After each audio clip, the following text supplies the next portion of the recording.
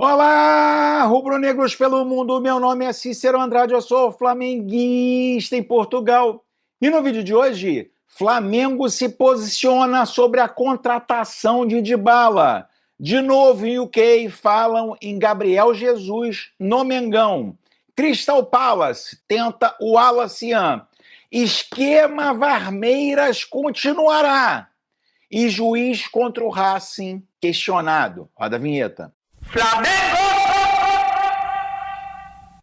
Se você chegou agora nesse vídeo, curta, compartilhe, divida com seus amigos. Não deixe, por favor, de se inscrever no canal. Se inscreva no canal Flamenguista em Portugal, que é um canal português que fala sobre o Flamengo, traz diariamente para você notícias provenientes do exterior, falando do Mengão. Então, por favor, não deixe de se inscrever no canal e acionar o sininho para receber notificações sobre os vídeos diários que fazemos sobre o Mengão. Alô, porquinho ladrão! Chora, porquinho ladrão! Chora, porquinho ladrão! Mengão, mais uma vez, como de hábito, bate na cara do Palmeiras, ganha 3-2. O Flamengo não jogou bem, hein? O Flamengo não jogou bem.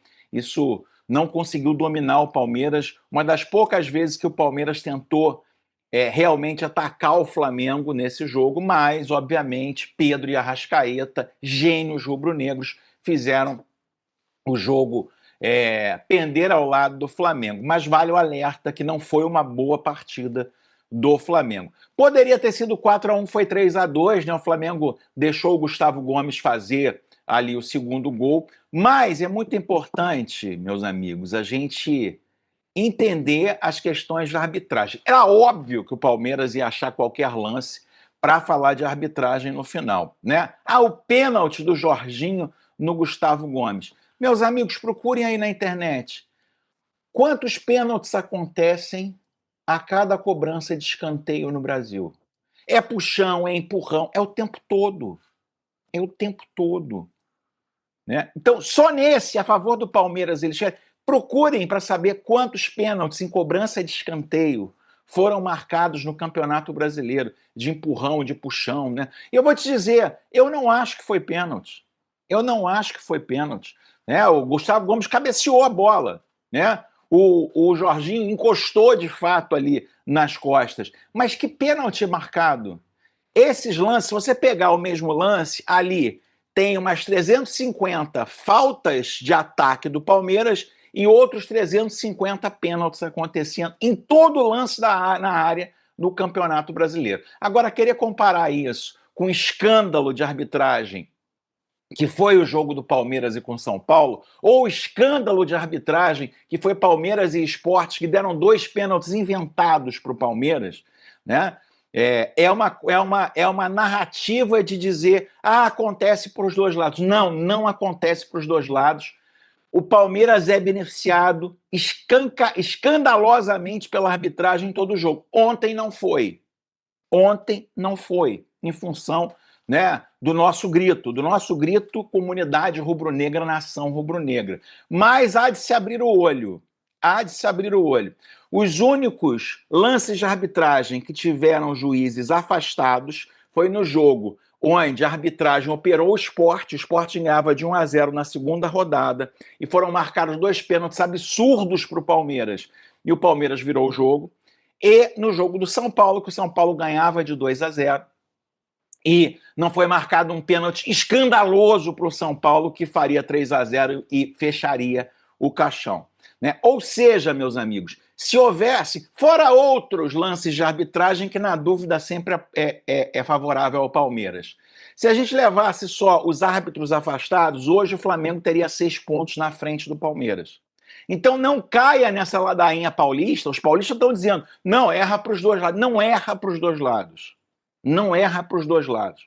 O Palmeiras ou foi até agora, monstruosamente beneficiado pela arbitragem. O que aconteceu ontem, o Boto foi muito bem. O que aconteceu ontem foi muito bem. Né? Tem uma arbitragem normal e aí eles começam a reclamar. O Palmeiras é beneficiado monstruosamente para a arbitragem. São A conta certa é de 15 pontos que o Palmeiras deveria ter a menos, mas são 6 pontos que foi tão absurdo o roubo para o Palmeiras que os 2 juízes foram afastados. Então, isso é um fato. Isso é um fato. Né? De novo, como é fato que esse teórico pênalti do Jorginho no Gustavo Gomes não se marca no Brasil. Não há. Não há. Se você olhar todo lance de escanteio, tem 15 situações iguais. Aliás, Cruzeiro, abra o seu olho, hein? Abra o seu olho para o jogo contra o Palmeiras, porque vão inventar um pênalti. Galera do Cruzeiro, na cobrança de escanteio, fiquem ligados, porque vão achar um pênalti para o Palmeiras no esquema Varmeiras que existe no Brasil já há algum tempo. Falando de arbitragem ainda, meus amigos, falando de arbitragem ainda, né? O juiz escalado para o jogo da Libertadores, né? Aliás, o Flamengo é o time prejudicado na Conmebol também, que teve outro árbitro afastado, né, na expulsão absurda do Gonçalo Plata contra o Estudiantes, né? A expulsão foi até revertida, né? E esse árbitro é um árbitro que foi escalado para a gente ficar ligado também, né? Que é um árbitro que teve escândalos na Venezuela, né? Erros grosseiros beirando o intencional, ou pelo menos dando a entender que sim. Sem dúvida, 2 erros que ficaram na memória da torcida do Racing, segundo eles, né? Os argentinos é que falam. Mesmo tendo conseguido avançar em ambas as ocasiões, com o incentivo extra de ambas as vezes contra o mesmo adversário que vão enfrentar na quarta-feira. Estamos falando de Jesus Venezuela, o equatoriano, que estará nesta partida. Ou seja, a pressão do Racing lá, né? A primeira coisa a esclarecer é que esse árbitro do Racing com o Flamengo na quarta-feira esteve nas últimas partidas contra o time carioca, mas em funções diferentes. Ele foi árbitro do VAR na primeira ida às oitavas da final em 2020 e depois esteve em campo em 2023 em uma partida da fase de grupos. Né? Jesus Venezuela, que estava no VAR na partida de ida das oitavas de final, devido à pandemia, a competição foi retomada. Ou seja, meus amigos, os caras lá estão fazendo pressão em relação à arbitragem. Lembrando, né, que a própria Conmebol lembra que quem foi prejudicado na Libertadores, inclusive afastado, né, foi o árbitro que beneficiou o Estudiantes. Vamos falar um pouquinho de mercado da bola, meus amigos, e vamos para a Inglaterra, saindo da Argentina e indo para a Inglaterra. Crystal Palace mira no atacante do Flamengo, Wallace Yan. O Crystal Palace segue em frente na busca do atacante do Flamengo, Wallace Yan. Como o Team Talk relatou, o clube da Premier League lidera a disputa pelo promissor atacante de 20 anos. Os Eagles, comandados por Oliver Glasner, estão intensificando sua estratégia de recrutamento na América do Sul, identificando Ian com o potencial de contratação ofensiva que pode fazer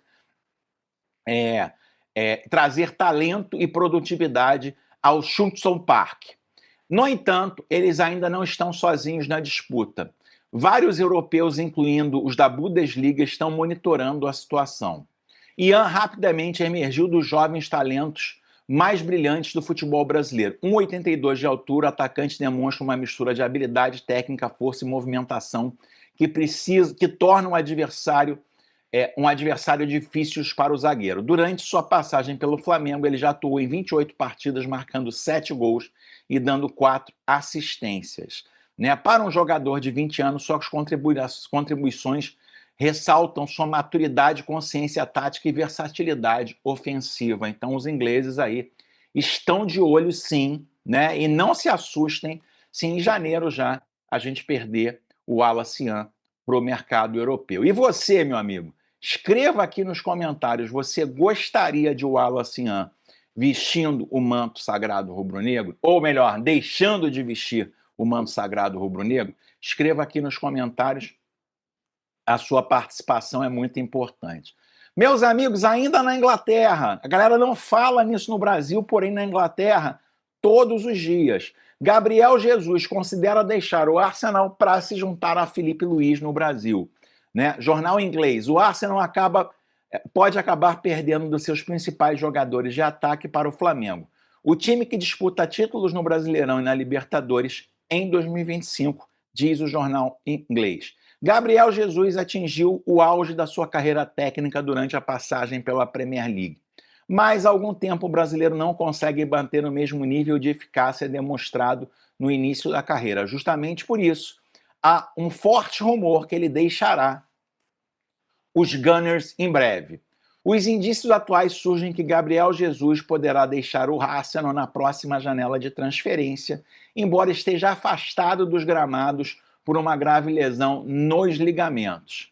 O Flamengo está interessado em contratar o jogador, segundo o jornal inglês, de 28 anos, para fortalecer o seu ataque. De acordo com as últimas notícias, Gabriel Jesus também está ansioso a retornar ao seu país natal em busca de tempo e jogo regular antes da Copa do Mundo, tentando aí uma vaga para o Mundial. O versátil atacante surgiu nas categorias de base do Palmeiras e ganhou notoriedade ao se transferir para o Manchester City em 2017.